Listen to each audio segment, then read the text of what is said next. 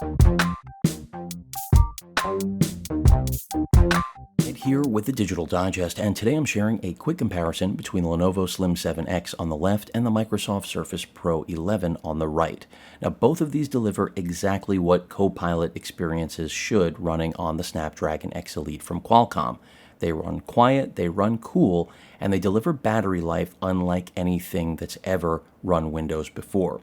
So when it comes to x86 performance, yes, there is more headroom. Yes, compatibility is not an issue. But if what I mentioned is what you're after, you're going to be really happy with either of these. I'll include links in the description.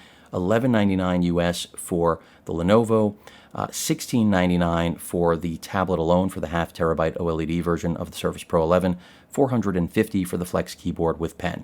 So this is a much more expensive package. Of course, you could go with the $1,000 model, but you'll still, if you include the keyboard and pen, be roughly right there over $1,500. Inherently, this will always be more expensive, but it will also always be a tablet that has a removable keyboard. This, on the other hand, of course, is a traditional laptop with touchscreen. Roughly 2 pounds, a little under 3, 14.5-inch display, OLED display at that, 90 hertz refresh rate. This is also an OLED, very similar resolution. They're both right in the 2.5K to 3K res, 120 hertz refresh rate. Let's start with a look and a listen at both displays. One set of speakers on one of these two machines is going to be muted. So let's begin. Kill the studio lights.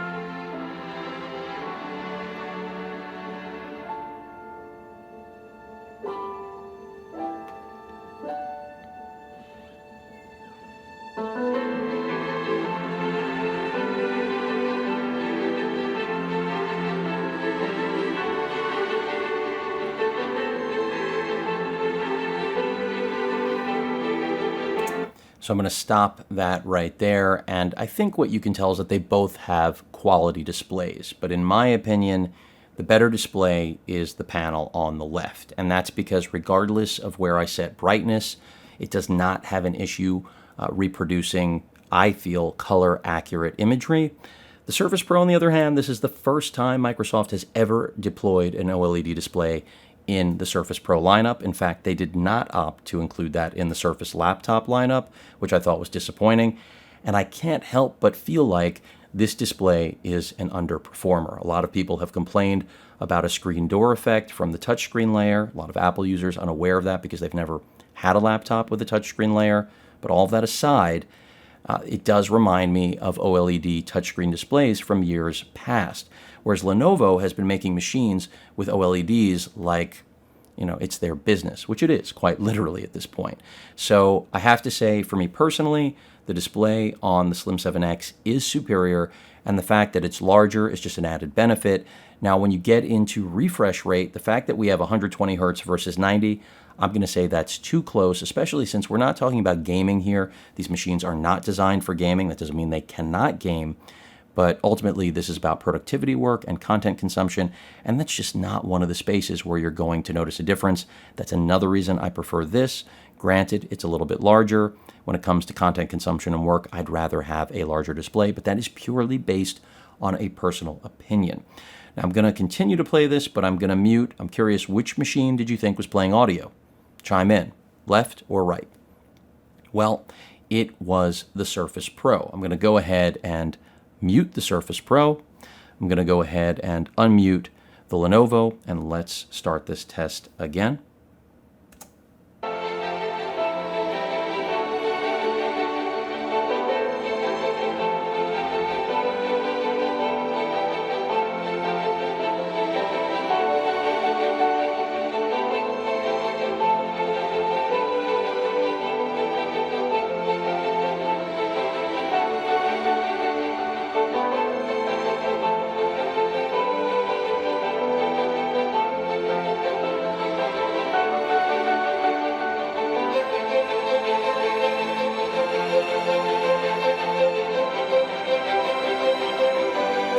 going to go ahead and stop that there. So I think that gives you a pretty good idea of what the display and speakers are capable of delivering.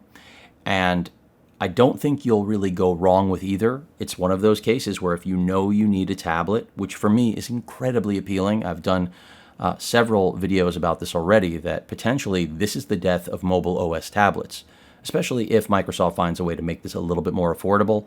Not that they need to, because it is priced similarly to all of the top of the line mobile OS tablets like the iPad Pro as well as the Tab S9 Ultra.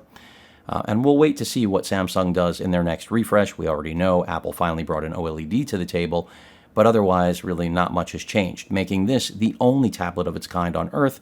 Not to say there will not be other Windows competitors. There will be. The Lenovo X12 detachable hopefully comes in soon for review. That's going to give the Surface Pro 11 a run for its money. But ultimately, the design language, the fit and finish that Microsoft is able to deliver on, plus the fact that they have so many corporate contracts, just makes the Surface Pro a standard in the industry.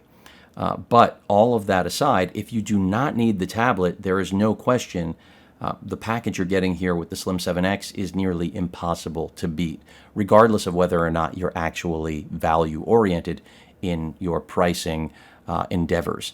Let's go ahead and jump to another video clip. And the reason I'm focusing on the audio-video experience, the AV experience overall, is because, again, when it comes to productivity and what these can run, they're a wash. One is not going to video edit and the other won't. One is not going to be able to run your Office software and the other won't. The limitations are the same. However, the Slim 7X, because of its form factor, does have a substantially larger battery. But that doesn't mean it destroys the Surface Pro in battery life. It does beat it by several hours. The reason it doesn't destroy it is because it does have a larger display. It also charges at a more rapid rate than the Surface Pro 11, but that also would not influence my decision in picking one over the other. It really comes down to form factor and budget. And that order really depends on you.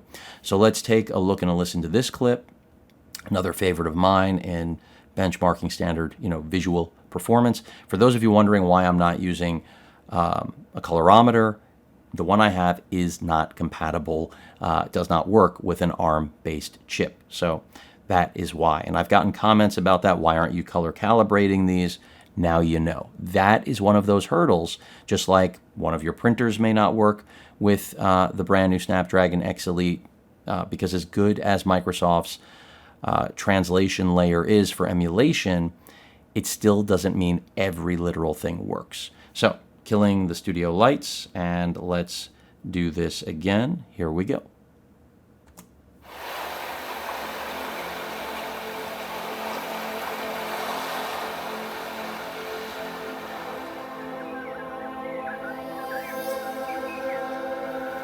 And I do maintain that both of these are still excellent choices for anyone looking for that Snapdragon experience with Windows 11. The whole Copilot marketing scheme,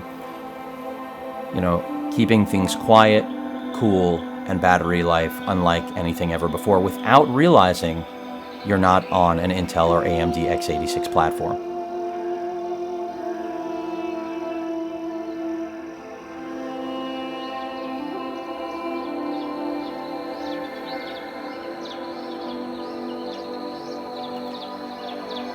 And I think that's really enough. I mean, if there is not enough visual evidence at this point, I'm not sure there ever will be. So, which is right for you? The things I have not mentioned really amount to usability. You already know this is a tablet. It's much more expensive. Even if you go with the $1,000 model, the IPS display, which I think is a good alternative, considering I see no performance increase really out of the higher spec X Elite versus the X Plus, that means that you are getting the entire design and overall build quality, 1440p webcam, best webcam I've ever seen on a laptop with the Surface Pro, but at a $1,000 price point. But again, if you still want this keyboard, $450 is $450. But you do have that native pen support this is designed for, and that may be, all she wrote, so to speak. That is enough to decide if you need what the Surface Pro has to offer, need the tablet, need the pen. Not much to talk about. On the other hand, if you're primarily going to use this as a laptop, I would argue get the Lenovo product. There's no reason not to. You have a better keyboard. I would argue a better trackpad, even though it's not haptic like this one. I'd rather have a larger one that's more practical. In addition to that, I think the display is slightly better. I think that the keyboard is infinitely better, although this is the best type cover ever made. And keep in mind, with the Surface Pro, you can go with last gen's type cover and save a substantial amount of money. You can cut the cost of this keyboard in half. It just won't work wirelessly. It won't have a haptic trackpad. It won't have as much key travel. The list goes on and on. It just isn't going to be as good.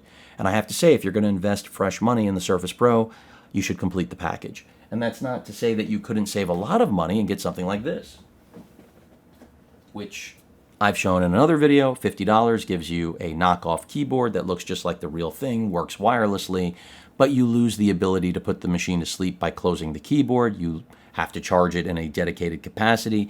If you have the pen, it will fit here, but you'll have to charge the pen on its own.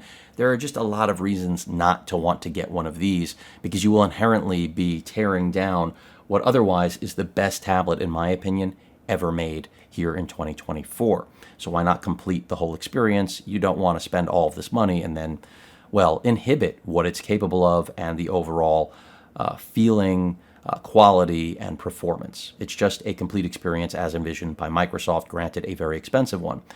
But then for $11.99, you get all of the same things other than the pen experience and it being a tablet. You have touchscreen. You have, in my mind, what is a much more practical display. But for some of you, this is probably going to be large enough, especially when compared to something like an iPad Pro. But as soon as I draw a comparison with something like my Tab S9 Ultra, I can't help but feel like what's missing here is, well, more screen real estate. And you have that with the Lenovo product. And it doesn't hurt at the end of the day that you're saving money with the Lenovo either. I mean, $11.99, I have to say, as someone who reviews laptops among many other pieces of hardware in the electronics realm, that with this being the best ever iteration of a Qualcomm ARM-based Snapdragon chip driving a Windows experience, I would spend as little as humanly possible on this. And considering this exists, I'm not sure how much of a reason there is to consider this or the Surface Laptop or any of the other competing products. I'm not saying you shouldn't. Go out and shop what you want. I'm trying to be helpful in that process. But at this price point, this is damage control. You just can't go wrong. You're going to get roughly 15 hours as opposed to 12 hours and change of battery life with the OLED-based model of the Surface Pro. You're going to spend a lot less money, and as I stated, better keyboard, in my opinion, better trackpad, and build quality that doesn't leave you scratching your head wondering, what corners were cut by Lenovo. Now, the one downside to this machine, by the way, the webcam is also excellent. Both of these, the Windows Hello feature, that's the IR facial recognition that Apple users have yet to experience on a laptop, it works just like a smartphone. And that's part of the beauty here also. Putting these devices to sleep, waking them up, smartphone-like experience. And that's what we've been waiting for in the PC world. And it delivers that. So no qualms about that whatsoever. Both have 16 gigs of RAM. I think that's more than enough for what these machines are targeted at, which is being luxury netbooks as far as I'm concerned. Great performance. Again, cool, quiet, great battery life. I love that this has a touchscreen, but one area that this lets me down is that paint job. It definitely is a fingerprint magnet compared to, of course, the Surface Pro, which barely shows fingerprints at all. So that's just something to be aware of when looking at these in person, and maybe it won't show so much in this video. I've mentioned it before. I had the blue version, or I think they called it Sapphire, of the Surface Pro, and side by side, it really showed no fingerprints, whereas the Lenovo, I'm not sure what they used here, and granted, it depends on, I guess, just your hands, how oily they are, how clamp, whatever. I'm not trying to figure that out. This is going to show more than this. Would that influence my buying decision? No, because as I stated earlier, I really believe that because this is in its best iteration, but still infancy, that is ARM chips inside of Windows machines, and they do accomplish the goal that I've reiterated, 4 or 5 times already about cool, quiet, and long battery life, spend as little as humanly possible, because it shows, if anything, just how much potential the platform has. I mean, we've come so far from 2019, so it's just something you need to be aware of. When it comes to I/O, 2 Type-C ports here on the side, and one on the right side, your power button, your I almost said headphone jack. That's your privacy shutter switch for the camera. And that's pretty much it. So more I/O than you're going to get out of the Surface Pro. And that's because you are getting one more Type-C port, as well as the privacy shutter, which I happen to like. With the Surface Pro, on the other hand, your two Type-C ports, of course, your kickstand that also gives you access to the hard drive, which you can upgrade here. So that is optional. And I do recommend that, by the way, if you have the know-how or a friend or family member that can do it, save yourself the money, get the lowest spec. So in this case, it would be $13.99 for the OLED version with a 256 gig hard drive, SSD, I should say, and then just throw your own 2 terabyte in there for under $200. I mean, it's a no-brainer. What Microsoft is charging to upgrade on these things is, well, Apple crazy. And then, of course, Microsoft's proprietary charging port that they still use. I think Microsoft did a great job here, but there's no question. I feel like they still have more room to improve depending on what you're looking at this for. There's no question this is the most expensive device of its kind, and that's why if you absolutely must have a tablet form factor with something like the Snapdragon X Elite, give it some time. More things are coming. The only thing I haven't spoken about is the actual Copilot experience, and I will tell you now, that is a total gimmick. This is about what I've said it's about, just being quiet, cool, and long battery life. Typically, this would be lucky to get 7 to 8 hours of battery life. This would be in a similar realm, but as you know, 15, maybe more, depending on how aggressive you are, versus 12, maybe a little bit more, depending how aggressive you are. That is nearly a double of the old battery life. And fans, even though they are on board, rarely kick on. I've seen it a few times in spending nearly a month with these. So that is really impressive. So again, to recap, this is about pricing. This is about what you need in your life. I personally love that this is the tablet that can do away with mobile tablets, but I have to say it's at what cost? And that is going to matter on case-by-case basis for what you plan on doing. This, on the other hand, I can easily recommend to everyone because for $11.99, you're going to be hard-pressed to beat this. And as I've said, even though Samsung has the most powerful Snapdragon X Elite in their build, we're back to that height contest for little people. It really isn't going to change what you are able to do with these machines. Granted, I love Samsung. I think they do a lot of things really well. I'm still not totally sold on them in this space. I'm glad they exist. Competition is what it's all about. And that's part of the reason I'm so excited to see what Intel and AMD do to counter what we now have with the Snapdragon X Elite, especially being that compatibility will still be better. And remember, compatibility right now, the biggest hurdle for both of these machines and anything running the Snapdragon X Elite platform is really going to be on niche things like printers, legacy devices that have no reason to have updated drivers for something like this. But I've yet to really hit too many compatibility issues. I wouldn't be recommending these if I was hitting them. All you have to do is go back to my 2019 coverage of the Surface Pro X, and you will quickly realize that, because I literally wouldn't recommend that to anyone. And that was because of compatibility, performance, and ultimately pricing that was no different than what we're looking at today. Insanity for something that ultimately could be a paperweight for the majority of users. And that's not saying there were some of you that got great use out of it. I know there were, but you have to put things into context, not just for yourself, but the entire marketplace. If you can't get outside of that bubble, you'll quickly realize ultimately there will be no products you'll be interested. But that rounds things out. Both are great options. You already know I think this is the better value, and I also think it's overall the better machine, as long as you do not need a tablet that can ultimately also be your laptop. Any questions or comments, please feel free to post them at that like button. And as usual, please feel free to subscribe, and please stay safe.